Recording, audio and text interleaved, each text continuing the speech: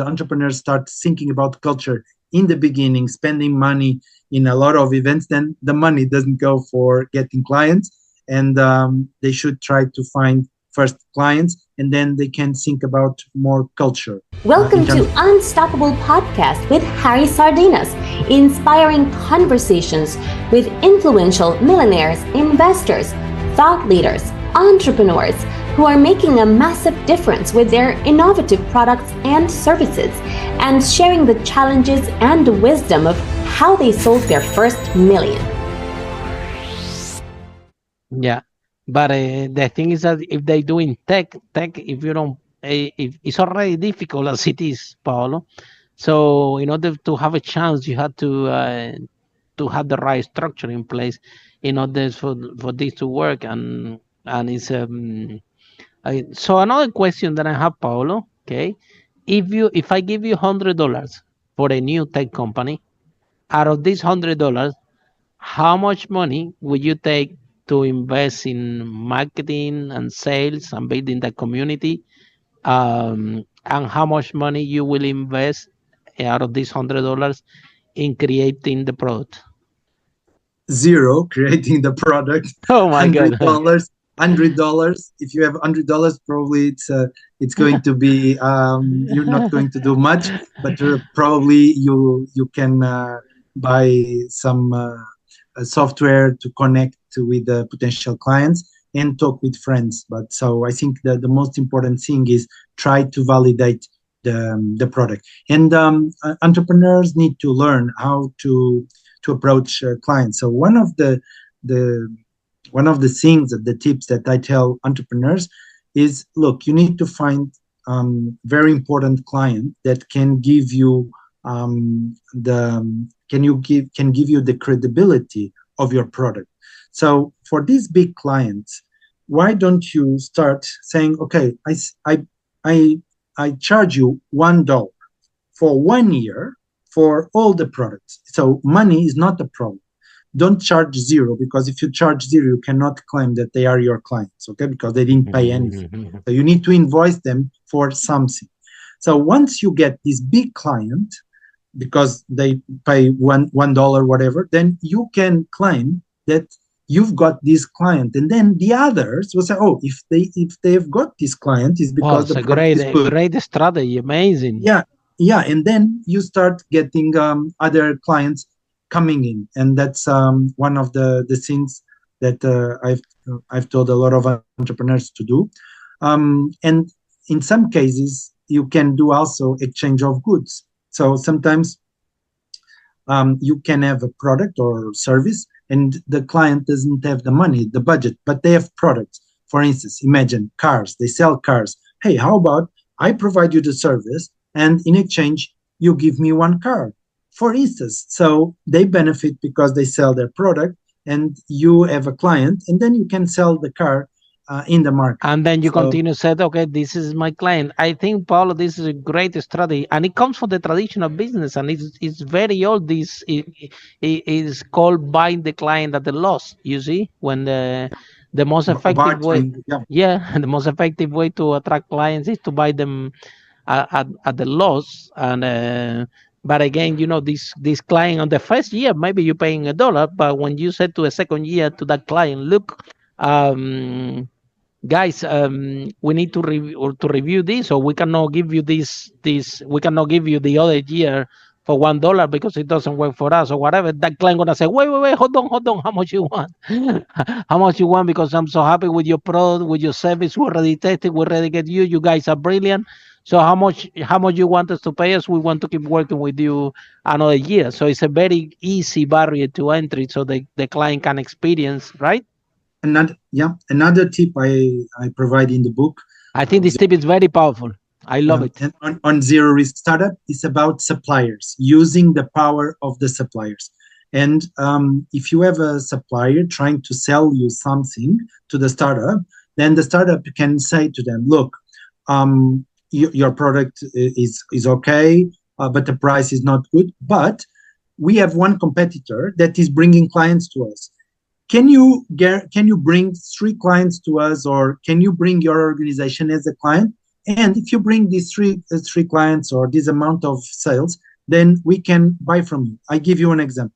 One of my companies that I've invested, they needed to buy a machine that was costing $1 million, Wow. and I $1 million, and I told them, and they had three suppliers, and I told them, please don't choose the supplier yet. Let me see the supplier. So I saw the suppliers, and one of the suppliers was part of a big group that could become client of this company. So I told entrepreneurs, hey, tell the supplier that if he brings his group, the other company in the group, as a client of your company, of our We buy company, his machine.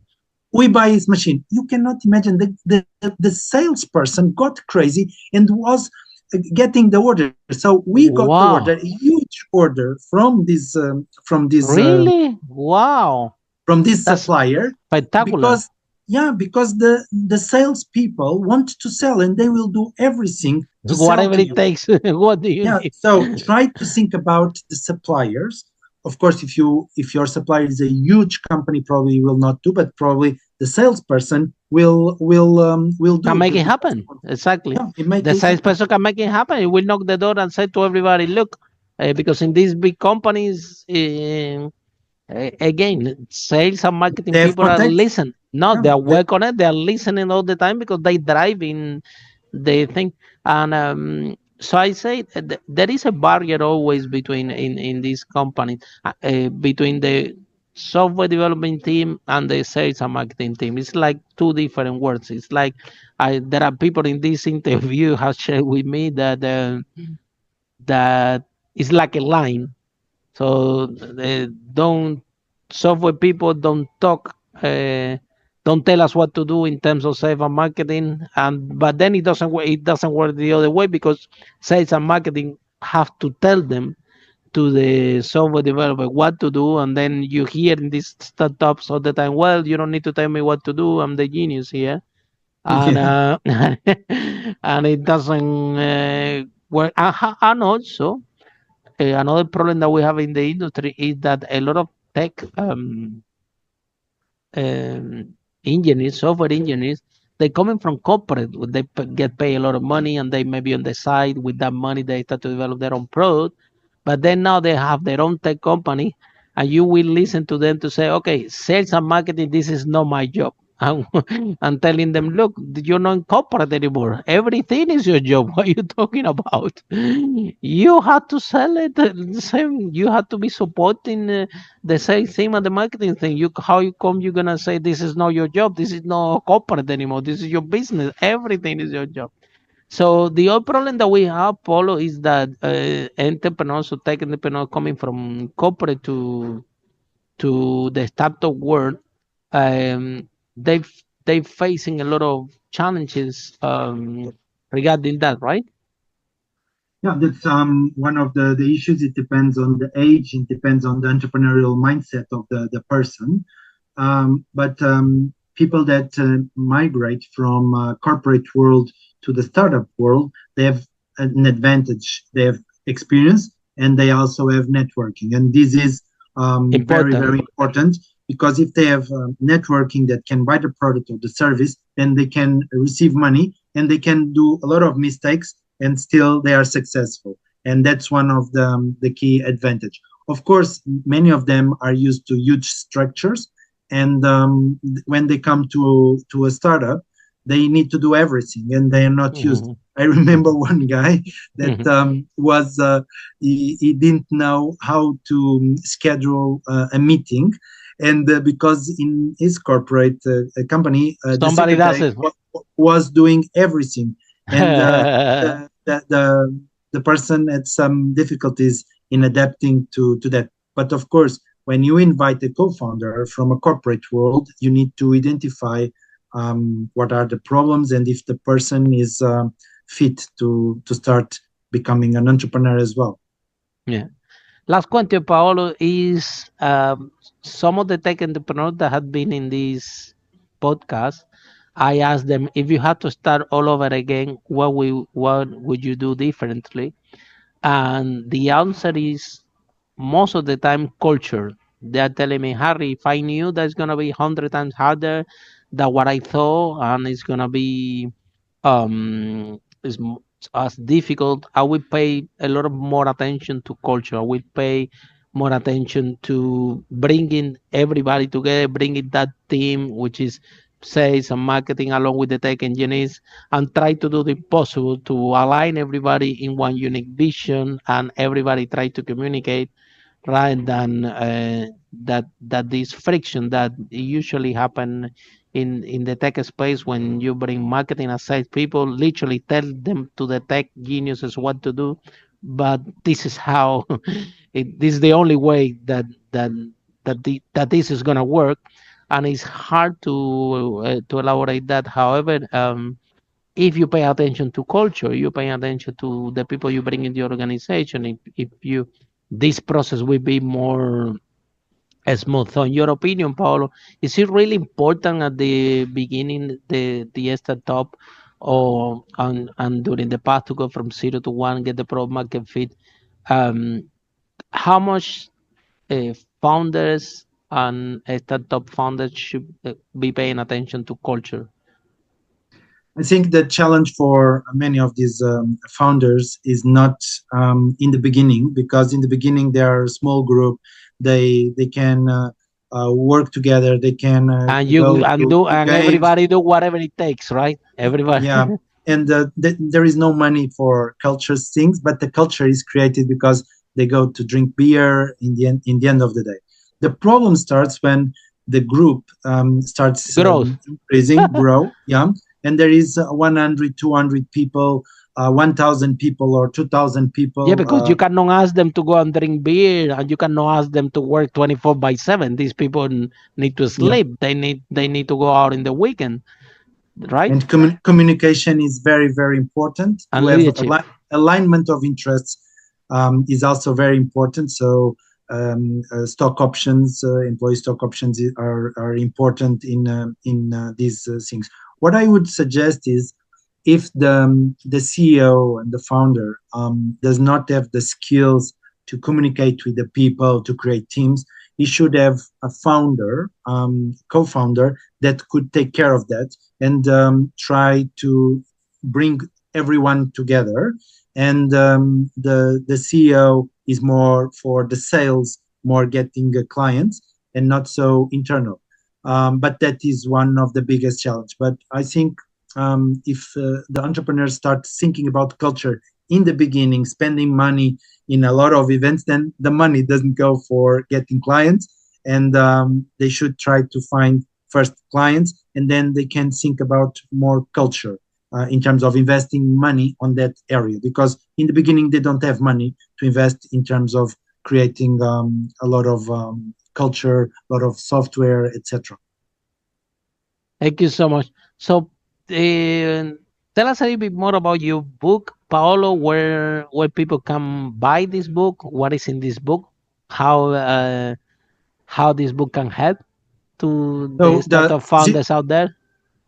Zero Risk Startup is a book aimed for wannabe entrepreneurs that or aspiring entrepreneurs that they have an idea, or they would like to start being an entrepreneur, but they are afraid because they don't have the money, because they don't want to quit the job, or because they don't have a business idea. So this book is intended to demystify these problems, and try to solve all these risks that entrepreneurs see.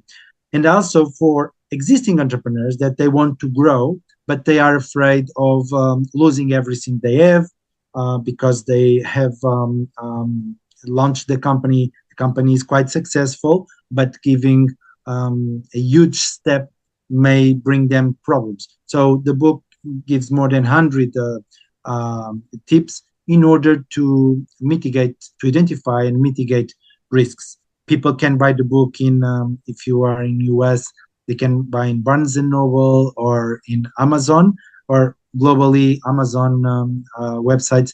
They can sell the book. There are a lot of bookstores that also sell the book, but we don't have now time for me to list all of the bookstores around the world. The book is already in Portuguese, so by Bertrand, and it's being finishing the translation to Chinese and Croatian as well. So we will have now the book in different language as well. Thank you so much, Paolo, that this to coming to the broadcast. I really, really appreciate, and I think that this conversation could be the tech founders can see the light at the end of the tunnel. That in the end of the day, it's possible for you to become successful in the tech space. Definitely, you can become really wealthy. However, there are certain rules that apply to this market, and it's all involved with how much do you want to embrace you going out there, talking about your product, building the community, marketing, sales, understanding that the driving force of your business, um, that the priority basically is not the piece of tech that you develop, that the priority is actually what the customers want to buy and in what form, and be listening constantly what the clients want, because out of these over 500 entrepreneurs that I interview in this broadcast, Paolo, either tech entrepreneurs or not tech entrepreneurs, there is something that is common for everybody. No one never had come yet to tell me, Harry, you see, the first product that I designed, people bought it like that. No one no one had come yet to tell me this. Yeah, everybody tell me, oh, Harry, I designed this, and then we need to reiterate and reiterate and reiterate. So I'm still waiting for someone to come to here to tell me, oh, I became millionaire really easy, Harry, I designed this product like this, and everybody bought it. Hasn't happened yet. You know what I mean? And So everyone, all the big companies have failed in a lot of products. So the problem absolutely, is not failing. The problem is that if the entrepreneur doesn't fail fast and doesn't fail cheap. So failing fast and cheap is not a problem, and it's good because you you learn. So develop the skill. Yeah, yeah, focus on client, fail fast and and cheap, cheap. and that's cheap. I love it. Cheap is, it's very very important to fail cheap, because if you fail cheap, there is not big risk. So and you can fail many times until you find the product. Yeah, And failing cheap is a skill that entrepreneurs absolutely. need to learn how to do. I agree 100% because at the end of the day, Paolo, to become a good tech entrepreneur, you have to develop the skill. It's available for everybody, but it's in a skill base. What it means, the more you practice, the better you become. It's like driving a car or swim. Yeah. It doesn't matter how many books you read. If you don't practice, if you don't develop the skill, or become a tech entrepreneur, an effective tech entrepreneur, is a skill base. So good news, everybody can become successful in tech as an entrepreneur, regardless that you're a software developer or not. You have to be able to develop the skill. To develop the skill is key, what just Paolo described. You fail fast and cheap, and that failure and failure and failure is you practicing, and the more you practice, the better you become, and eventually now you develop the skill and you can drive the company forward and become successful. Thank you so much. Uh, Thank you very much for inviting me to your podcast. Have been a And pleasure. yeah, Have been a and pleasure. I actually learned a lot. I learned a lot. I learned, oh my God, this tip about the client for $1 is amazing. I love it. Yeah, I definitely would share this with some tech company that time to time they're asking me, Harry, I'm stuck. Help me out. So this tip is fantastic. So thank you so much, Paolo, and for all of you following this broadcast. See you in our next episode. How brave entrepreneur like Paolo break that wall and achieve the first million. Bye for now. thank you. Bye. Follow us for more interviews with world's most influential, audacious entrepreneurs that overcame challenges and adversity, providing you with the blueprint of how they sold their first million so you can grow your business exponentially.